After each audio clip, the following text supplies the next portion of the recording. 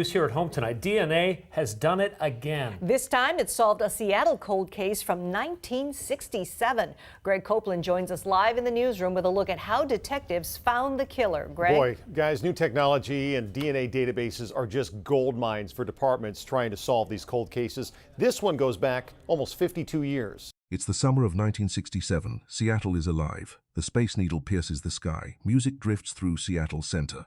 Young people are laughing, dreaming, living, and somewhere in a parking garage on Mercer Street, a 20-year-old girl is taking her last breath. Her name was Susan Galvin. She worked for the Seattle Police Department. The very people sworn to protect this city couldn't protect her for 52 years. Her killer walked free, raised a family, went to church maybe, shook hands with neighbors, and smiled, knowing he'd gotten away with it. But here's the bout's secrets. They don't die when you do, because in 2019, detectives didn't just find Susan's killer. They dug him up, and what happened next? The science, the DNA, the ghost of a cold case reaching across half a century to name a dead man as a murderer is one of the most chilling stories I have ever told on this channel. Stay with me, pause, because Susan Galvin waited 52 years for someone to say her name. The least we can do is listen. And before we go any further, if you're new here, welcome to Reopened Records. This is the channel where we don't let the cold cases stay cold. Hit that subscribe button right now, because this story is just getting started. And trust me, you don't want to step away before we get to the part where they bring out the shovels. Now, let's go back to the beginning. Susan Marie Galvin was born into a big, loud, loving family in Spokane, Washington, the oldest of 8 children. 8. If you've ever been the oldest sibling in a large family, you already know what that means. You're part big sister, part second parent, part referee. Susan carried that role with grace. Her younger brothers and sisters looked up to her. Her mother leaned on her.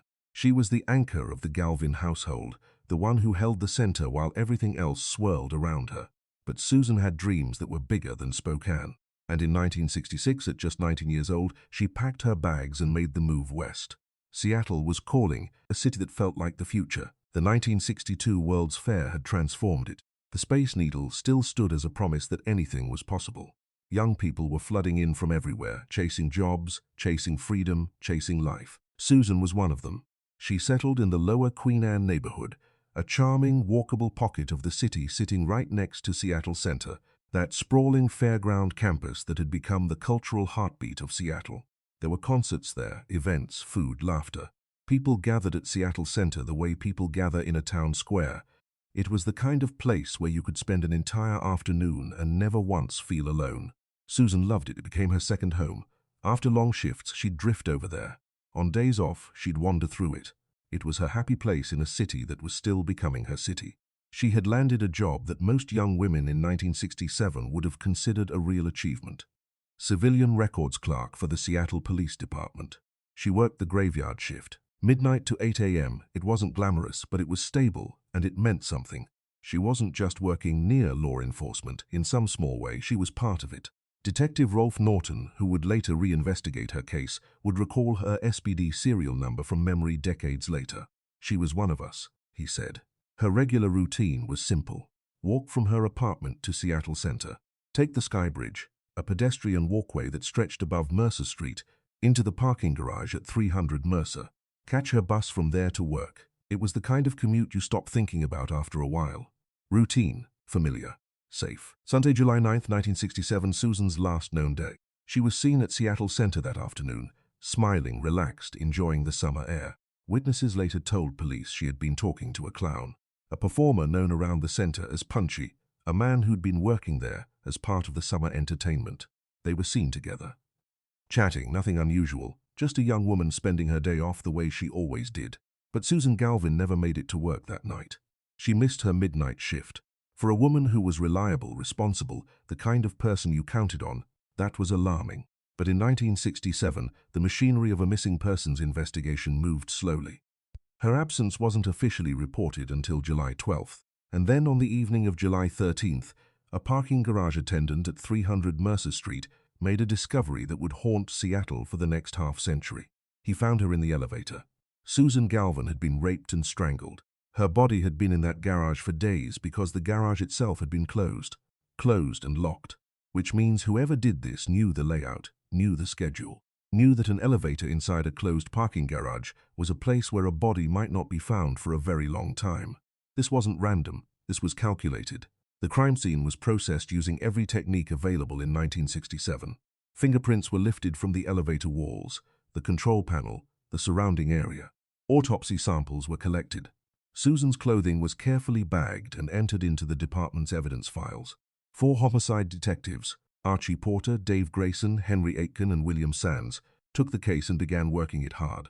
The news hit Seattle like a cold wave. A young woman, a records clerk for the police department itself, found murdered inside a parking garage just steps from the city's most beloved landmark. The coverage was intense. The community was shaken, and the pressure on the Seattle Police Department was enormous. Because this victim was There's dozens of people were questioned. Tips poured in, and one suspect rose to the top almost immediately, the clown. Punchy, the performer last seen with Susan on the afternoon of July 9th, was brought in for questioning. There were details that made investigators take a long, hard look at him. He had been with Susan in the hours before she disappeared. And then, just days after her body was found, he quit his job at Seattle Center and left. Packed up and walked away from a summer gig without so much as a notice. That kind of timing has a smell to it, but they couldn't make the case. There wasn't enough evidence to charge him. And in 1967, without DNA, without the forensic tools that we take for granted today, enough to charge was a very high bar. The clown was interviewed, released, and the investigation continued without him. Over the months and then years that followed, every lead that surfaced eventually ran dry. The detectives kept working. They kept following threads, but one by one, those threads frayed and snapped. No witnesses who could place anyone in that garage. No physical evidence pointing to a specific suspect. No confession, no slip of the tongue, no deathbed letter. By the time the 1970s arrived, the case was cold. And through the 70s, 80s, and 90s, through disco and Reagan and the Gulf War and Y2K, Susan Galvin's file sat in a drawer. Her case was still technically open. Cold cases never officially close. But open and active are two very different things. Where are you watching from tonight? Drop it in the comments. I want to know who's here with me for this one. Seriously, let me know your city, your state. I'm always amazed at where reopened records reaches. Now, the year is 2002, and something shifts. Seattle homicide detectives decide to take another look at Susan's case. They pull the evidence from storage, still preserved after 35 years, and submit items to the Washington State Patrol Crime Laboratory for a new round of analysis. This time, they're not just looking for fingerprints. They're looking for DNA. A forensic scientist named Lisa Collins takes on the task. She examines Susan's clothing that had been sitting in an evidence bag since 1967, and does something remarkable. She successfully extracts a DNA profile from semen found on Susan's underwear. After 35 years, the fabric had been sitting in storage since before most of the people watching this video were born, and the DNA was still there. That preservation alone is extraordinary. It speaks to the care the original detectives took when they processed that crime scene in 1967, working, as Rolf Norton would later say, like it was 2015. They couldn't have known what DNA was. They couldn't have imagined what forensic science would one day be capable of. But they did their jobs with precision and care, and because of that, a thread of biological truth survived for decades, waiting for the moment the world was ready to use it. Lisa Collins runs the profile through CODIS, the FBI's combined DNA index system, a national database of DNA profiles from convicted offenders designed specifically for moments like this one. No match. The profile belonged to someone who had never been convicted of a crime, or at least never convicted of a crime that required DNA collection. The system came up empty, and Susan's case went back into the drawer. Her mother never found out who did it. Her father never found out. Her sister Arlene, who passed away in the years between Susan's murder and the case being solved, never found out. 3 members of the Galvin family went to their graves carrying the weight of an unanswered question. Not just who, why Susan, why their girl? Why that elevator that night in that city she had moved to with so much hope? That question has no answer. Even now it has no answer. And I want you to sit with that for a moment because it matters to the rest of this story. If this story is hitting you the way it hits me, share it. Put it on your page, send it to someone. Let Susan's story reach as far as it possibly can. She deserves to be remembered, and the more people who know her name, the better. October 2016. A detective named Rolf Norton opens Susan Galvin's file. Norton is a 24-year veteran of the Seattle Police Department. 18 of those years spent in homicide. He has seen things most people will never see. He has worked cases that would break lesser people. And when he picks up this file, this thin, aging file on a 20-year-old records clerk murdered in 1967, something in him locks on to it. Part of it is professional. The case had a DNA profile and no match, which made it a viable candidate for new investigative techniques. But part of it was something harder to quantify.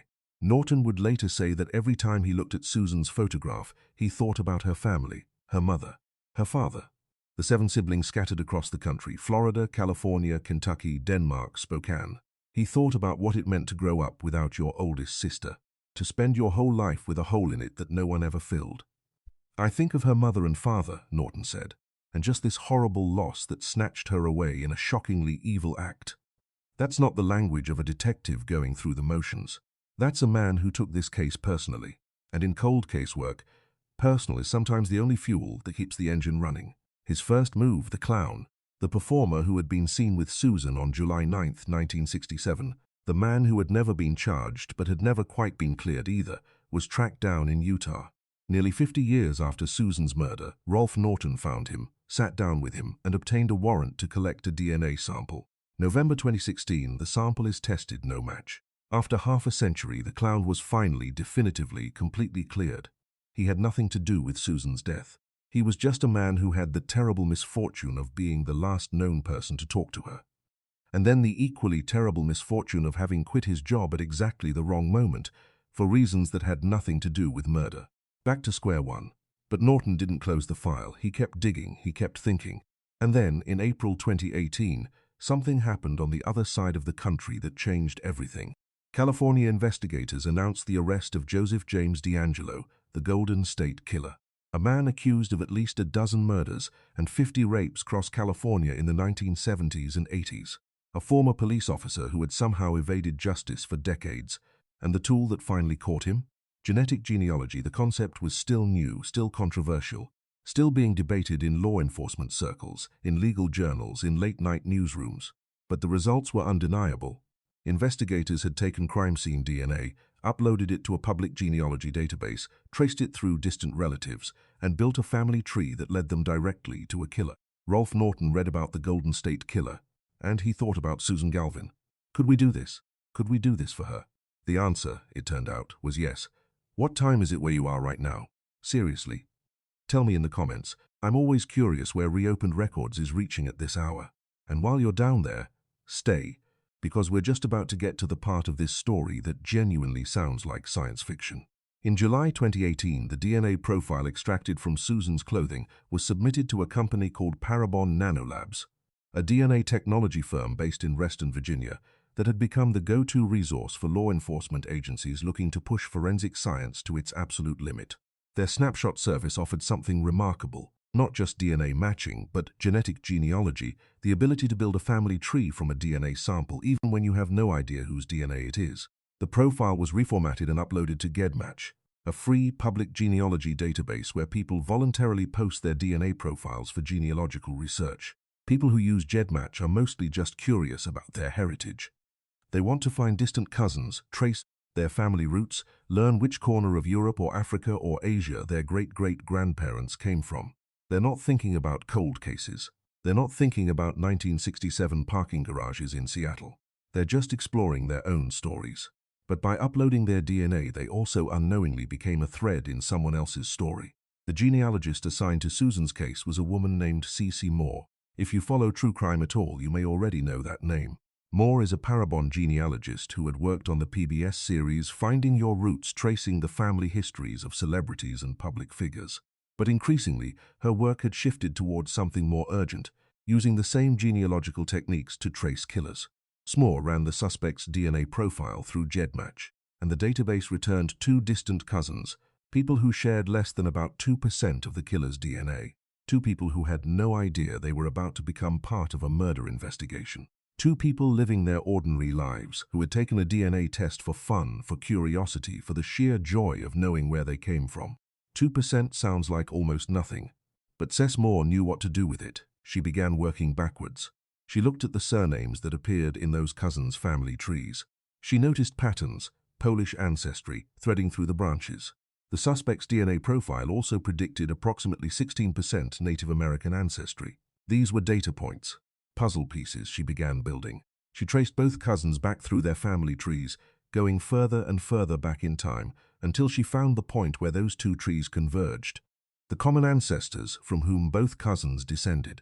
A man born in 1828 in Kentucky, a woman born in Missouri in 1837.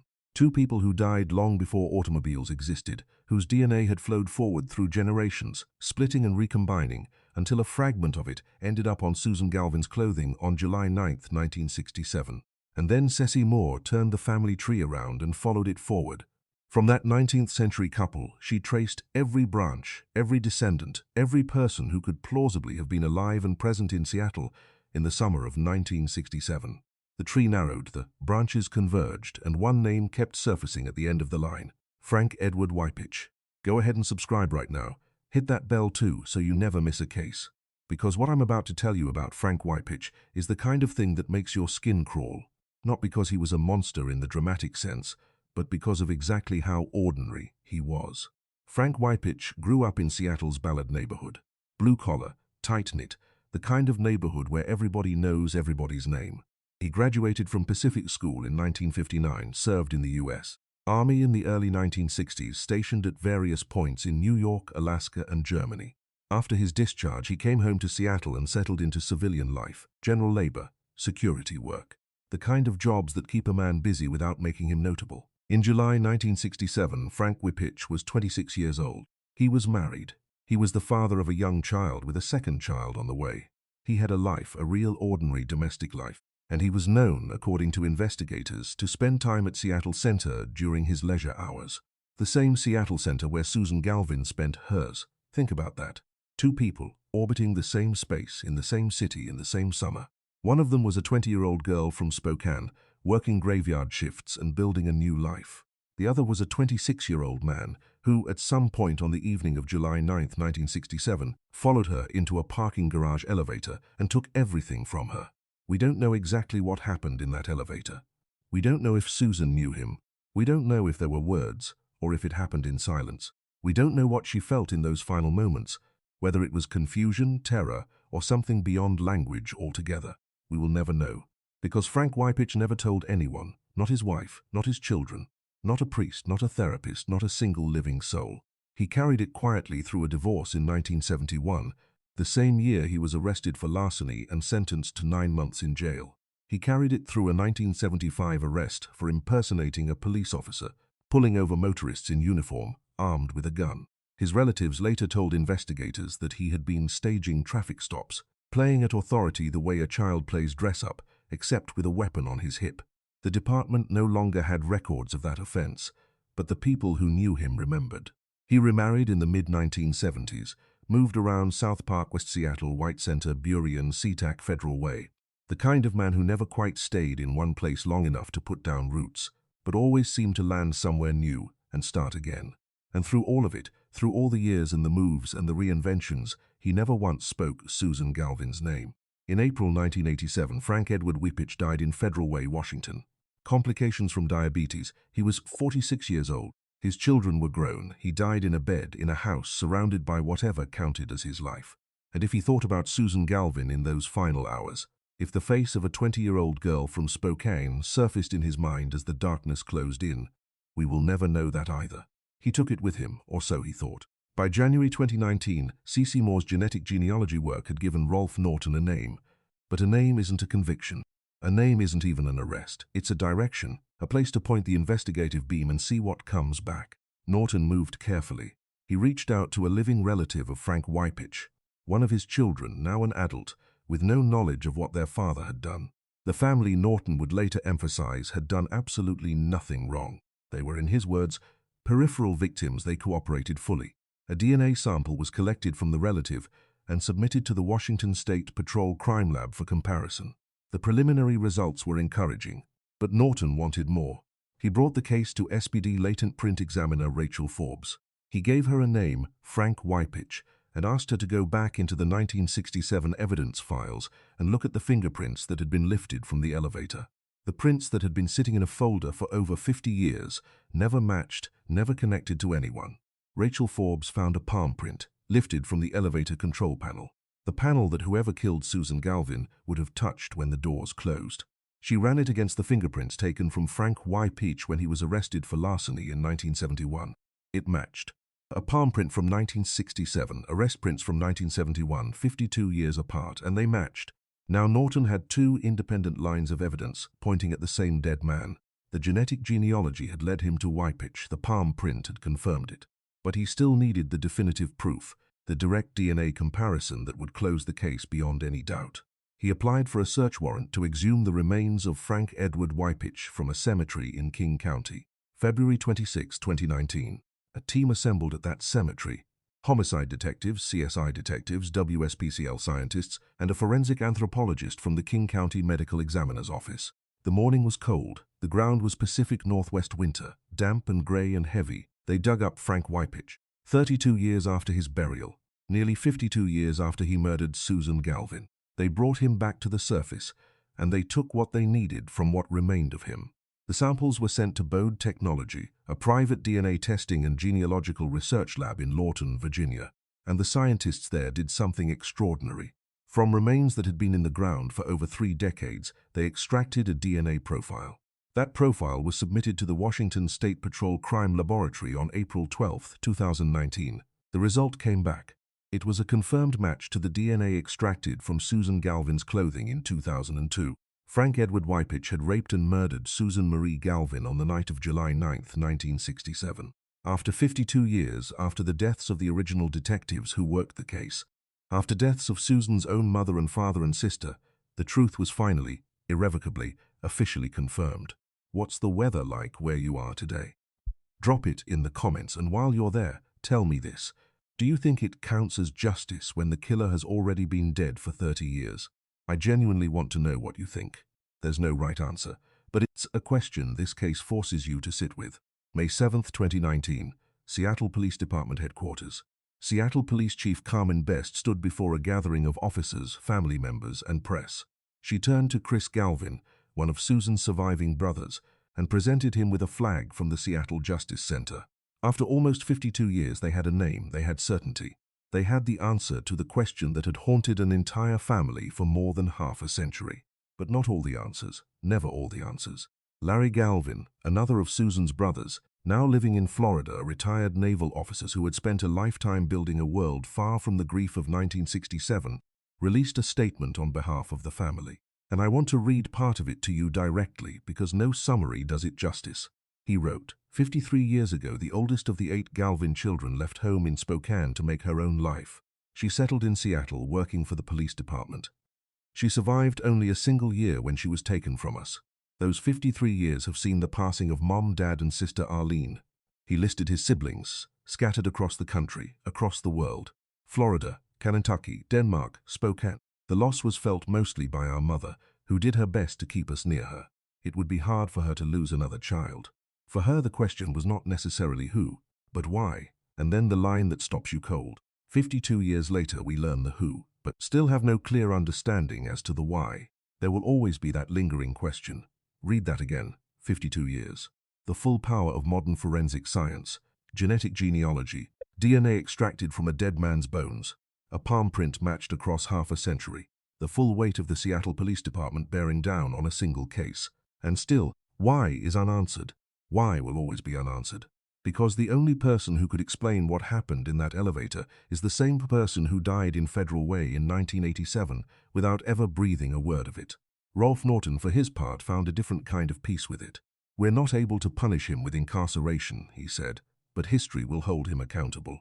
We know he is the murderer of Susan Galvin, and that will be his defining characteristic. Not a husband, not a father, not a veteran, a laborer, a neighbor, a man who once lived on a street in Ballard and grew up watching the Space Needle go up. Not any of the things Frank Wypych spent his life being. A murderer, that is what he will be from now until forever. That is the only thing history owes him. The case didn't end there, not entirely. In the wake of the identification, Seattle investigators began looking into whether Frank Wypych may have been responsible for other crimes. His army postings, New York, Alaska, Germany, were being reviewed. When a man hides something this dark for this long, you have to wonder whether Susan was the only one, whether there are other women in other cities, in other decades, whose cases point toward the same man. As of that of reporting, no additional charges were confirmed, but the question remained open. the broader implications of the case reverberated well beyond Seattle. This was officially the oldest cold case ever solved using genetic genealogy, a record that CeCe Moore herself acknowledged with something close to awe. It's amazing the DNA was still viable. The original investigators did such a great job long before they could even have imagined what could be done with DNA. That's the thing about this story that gets under your skin if you let it. The detectives who processed that crime scene in 1967, Archie Porter, Dave Grayson, Henry Aitken, William Sands, are all gone now. None of them lived to see the case solved. They worked that scene with the tools of their era, with the knowledge of their era, with the instincts of experienced homicide detectives who had no idea they were doing something extraordinary. They just did their jobs, and the echo of that work 52 years later finally landed in the right place. Justice is a strange and patient thing. It doesn't always arrive on time. It doesn't always arrive in the form we expect. It doesn't always come with handcuffs and a courtroom and a sentence that makes the math feel clean. Sometimes it arrives as a confirmation, a DNA match on a Wednesday in April in a lab in Virginia, 2,800 miles and 52 years removed from a parking garage elevator in Seattle. Sometimes it arrives too late for the people who needed it most. For Susan's mother, for her father, for Arlene, for every version of the Galvin family that had to figure out how to carry a loss that never had a name attached to it. But it arrives, that's what this case tells us. It arrives, and that matters, not just for the Galvin family, not just for Seattle, but for every family sitting somewhere right now with a cold case file and a photograph and a question that hasn't been answered yet. Because genetic genealogy is only going to get more powerful. The databases are growing, the technology is advancing. The wall between an unknown DNA profile and a name is getting thinner every single year. Killers who think they've gotten away with it, who think time is on their side, who think that dying quietly in their beds closes the book, need to understand something. The book doesn't close. Susan Galvin was 20 years old. She loved Seattle Center. She worked the graveyard shift for a police department that called her one of us. She was the oldest of 8 children, and she left Spokane with her whole life ahead of her. She deserved more than 365 days in a city she was just beginning to love. She deserved everything. And while we can't give her that, while no arrest, no trial, no sentence, no exhumation can give her back one single minute of the life that was taken from her, we can say her name. We can tell her story. We can make sure that the defining characteristic of her existence is not the elevator, not the date, not the case number. It's her, Susan Marie Galvin, 20 years old, from Spokane, Washington, eldest of 8. A girl who moved to Seattle and fell in love with the Space Needle and the sound of the city and the possibility of it all. We remember her. If this story moved you, and I hope it did, please subscribe to Reopened Records and hit the bell so you never miss a case. Leave a comment below. Tell me what you thought. Tell me whether you think genetic genealogy should be used more widely in cold case investigations, or whether the privacy concerns give you pause. Tell me whether you think what Frank Wypych received counts as justice. I read every single comment, and this community makes this channel what it is. There are more cases waiting, more files to open, more names to say. I'll see you in the next one.